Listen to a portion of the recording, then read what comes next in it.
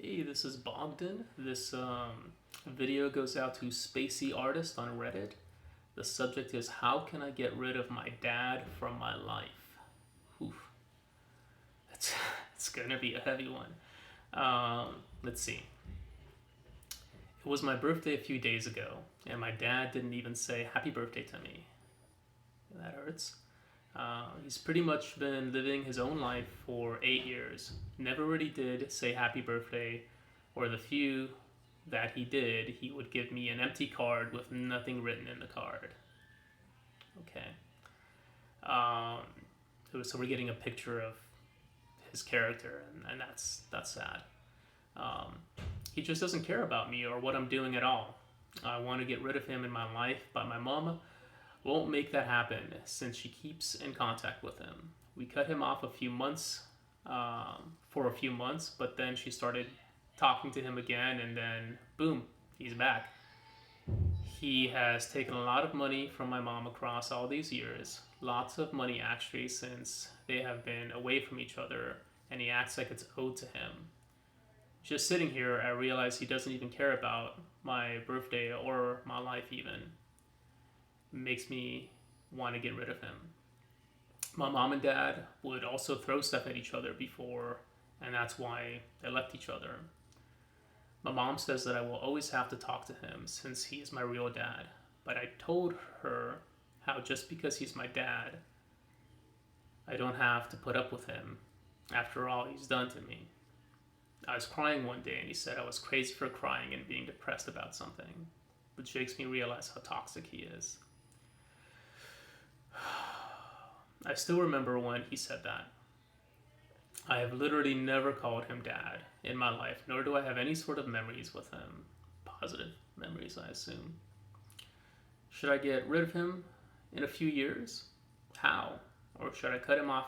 Should I cut off contact with him at all? Thanks for writing. It's definitely a tough situation. I'm really sorry your dad's like that.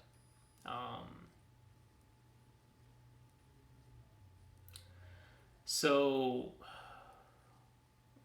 a couple things. For one, you've kind of painted a picture of who your dad is. And obviously, this is only about a paragraph, so it's more of a caricature of him. But he clearly doesn't seem invested in your relationship, at least not in a way that is obvious. It seems like he's honestly, I have a little bit of experience with this personally, without getting into myself too much. It seems like maybe he's dealing with some mental illness, and I don't mean to say that as an excuse for him for his behavior because it isn't. I just think it helps you, especially as his child, to understand what you're looking at. And I don't think you're necessarily looking at somebody who is just evil, you know.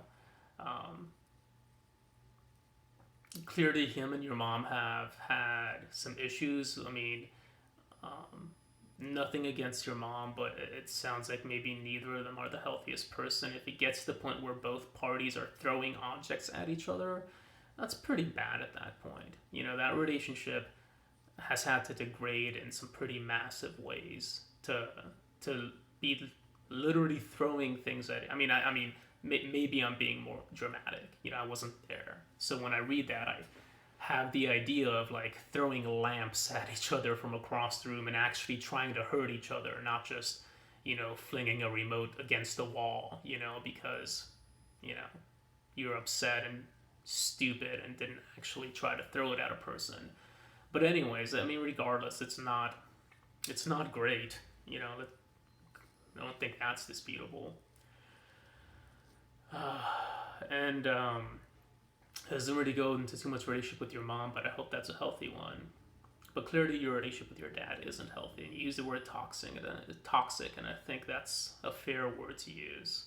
I don't think he understands you very well. I don't think he has the capacity to.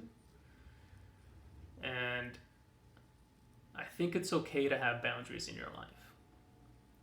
And try to actually wrap this up into some kind of advice instead of just, you know, trying to sympathize. And it's hard not to sympathize because it's such a tough situation that you're in. And, you know, I'm a dad.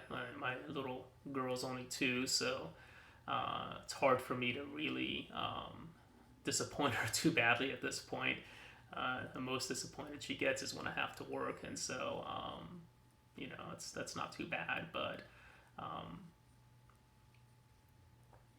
yeah, I can't imagine, you know, not wanting, I don't know, to make her feel loved, or to make her feel like I care about her, or to comfort her if she's crying. So there's something going on with your dad where he isn't the person he could be. And I don't think it's just because of a pure choice of will. So having some sympathy for the people that hurt us is a healthy thing. Not because it justifies them and excuses them, but because it helps you be a bigger person. And it helps you cope. And it helps you know that you're not dealing with, how do I want to put this? You're not dealing with somebody who has decided that they want to hurt you. You're dealing with somebody who's broken. And I hope that helps. I hope that understanding that your dad is broken and that, you know, whatever happened to him in his past, you know, if he was abused as a child, maybe he just has, you know, a bad alcohol problem or drug addiction, and it's messing up his brain chemistry. Maybe he just has some predisposed conditions to depression and anxiety, and, you know, he's withdrawn because, you know, he realizes the closer he gets to you and your mom, the nastier he is. And I don't know. I don't want to make excuses for him, but I hope that understanding that your dad is broken helps you maybe make it a little less personal and take a little less ownership of it, because it's hard for a child to not own their relationship with their dad, with their parent, really. So if your parent hurts you, it's hard for you as a child to not think, what did I do? You know, why am I being hurt? You know, why is this my fault? Am I a bad child? And even if cognitively you know that you're not, that it's not your fault that your dad told you you're crazy because you're crying, or it's not your fault that he didn't even bother so much as writing, I don't know, something in a card, or giving you something, you know, to show you that he loves you for your birthday. Even if cognitively you know it's not your fault, there's a part of you that's can still struggle with that. So I hope that helps. I hope that kind of gives you a little bit of perspective. But then I would also say that having boundaries is appropriate. So what does that look like? Well, it sounds like you're not 18 yet. So you can't literally, I mean, can you? I don't know. But maybe it's not practical for you to actually cut him out of your life. You say something here that says, should I just get rid of him in a few years? So presumably in a few years you'll be 18, you'll be going to college, you'll be out living your life, and then it'll be more practical for you to not react, to not have a relationship, because your mom won't be bringing him into the house or something, or taking you out to go visit with him, or whatever is going on. But right now, what do you do? Well, I think it's going to be really hard for you to cut contact with him at all, completely. So what do? You know, if you're forced to interact, maybe just guard yourself and have the lowest of expectations of what that's going to look like. Maybe don't necessarily volunteer a lot. You know, if you're really proud of something that you did at school, you know, or something that's going on in your life right now, and you don't feel like him raining on your parade, or, you know, not celebrating with you, probably I just wouldn't share it, because why? It doesn't sound like you have a lot of reason to think that he's going to react appropriately to that and celebrate with you. or if something is going on in your life and you're kind of down about it, I probably wouldn't really volunteer a lot of information about that either, because why? It seems like the one time you were really hurting and crying and depressed about something, you just told you were crazy. So it just breaks my heart to read that, honestly.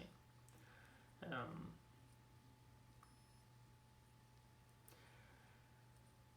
so I think that's practically maybe what you do now.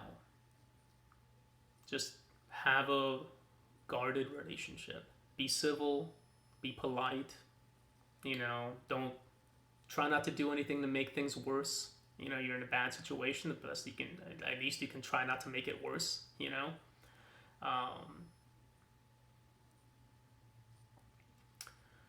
I think journaling might also help. It sounds like you're feeling a lot of things and going through a lot of things. And I don't know how you're expressing those things. I hope you have good friends that you can talk to, but I understand that you may not necessarily want to always burden your friends. And I don't know what your relationship with your mom is. Maybe it's a beautiful relationship and you guys can confide in each other, and I hope it is.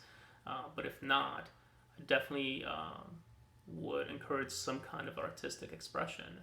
And your username is Spacey Artist, so maybe there's plenty of that there, and I hope it is, because I don't think you should keep it inside. I think there should be some outlet for that. And when you're 18, in a few years, well, I guess then you have a choice to make. You can ignore your dad's phone calls. You can ignore his text messages if there are any, his emails. You can, I don't know, turn him away at the door if you want to, but I don't think that's the person you want to be.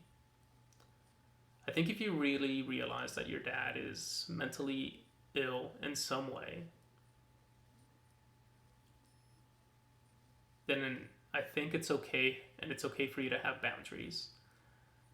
But I don't think you want to be the type of person to turn your back on your dad. I don't think that's going to I don't think it's going to help. And I worry that you might have regrets about that later in life. Because eventually, I mean, you're young, and it's okay to have distance. And I don't want to make you feel bad about that. But eventually days are going to come, when your dad's an old guy. And I don't really buy into the idea that nobody can change. Maybe realizing that his relationship with his child is just hanging by a loose thread will cause something to change in some kind of a more positive way in his life. So I hope that your relationship with him could change in the future. It definitely has with me and my dad. It's not perfect, but it's definitely better than it was when I was in high school. In a lot of ways, he isn't really the same person, especially not when my daughter came. He definitely brought out a new side of him, which is really beautiful to see. But eventually, he's going to get older and he's going to need you, and I think it's going to be a beautiful thing if you can be the child that he doesn't deserve. You understand what I'm saying? Like if you can be there for him when he needs you, if he needs you, even though he doesn't deserve you, I think that's going to be really good for your soul. So I guess that's my advice. Have a guarded relationship with him now. Have a guarded relationship with him later.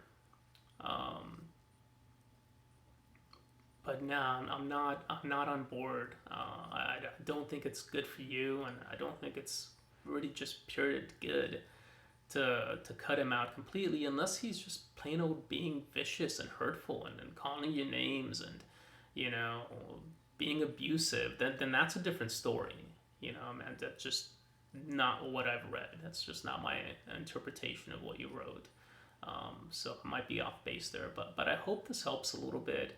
I encourage you to write me back if you have questions. I'm happy to be here for you as best as I can. I definitely want good for you. You're welcome to subscribe if you want to. I try to put these videos out about once a week to hopefully help people and put some good out there. And if you have friends that are going through similar things, you're welcome to share this with them. But I wish you the best, and I hope this helps. Take care.